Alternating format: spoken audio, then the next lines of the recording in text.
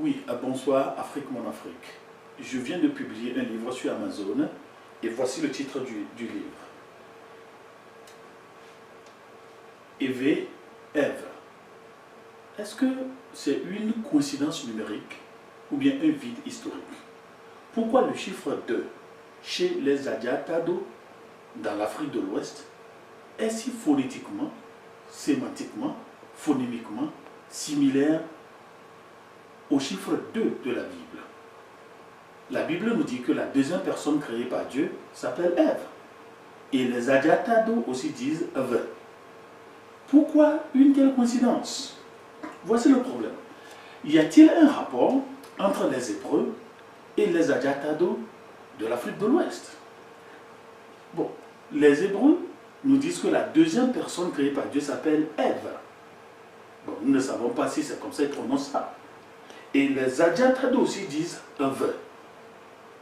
Et il n'y a aucune langue sur la terre. Il n'y a aucune langue sur la terre dans laquelle le chiffre 2 s'appelle Ève. Et on dit Ève.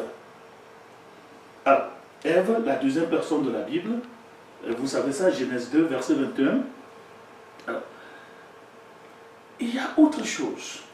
Lorsque nous prenons le nom Dan, dans Genèse 49, Jacob disait que Dan sera comme un serpent qui va taper dans l'ombre et mordre le talon des gens. Alors, comment est-ce que les Adjata-Do de l'Afrique de l'Ouest maintenant savent qu'on appelle le serpent Dan? Voilà une discussion à faire. Et ne soyez pas surpris, regardez ceci. Le nom Adonai, lorsque Moïse a vu Dieu dans le buisson ardent, il dit Adonai, Dieu qui se manifeste à travers le feu. Comment est-ce que les Adjata-Do savent-ils qu'on appelle Ado feu? Ou comment Moïse savait-il qu'on appelait feu Ado?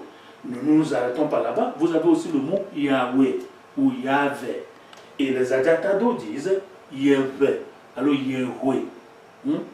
Et bon, il y a beaucoup d'explications des africologues. Mais pourquoi ces choses sont si similaires? Est-ce qu'il y a une relation entre les Hébreux et les Adjata-Do? Nous n'allons pas nous arrêter là-bas. Voici d'autres communalités. Par exemple, les noms. Vous avez le nom Eli. Le nom Eli, chez les Adjata-Do, veut dire ça existe.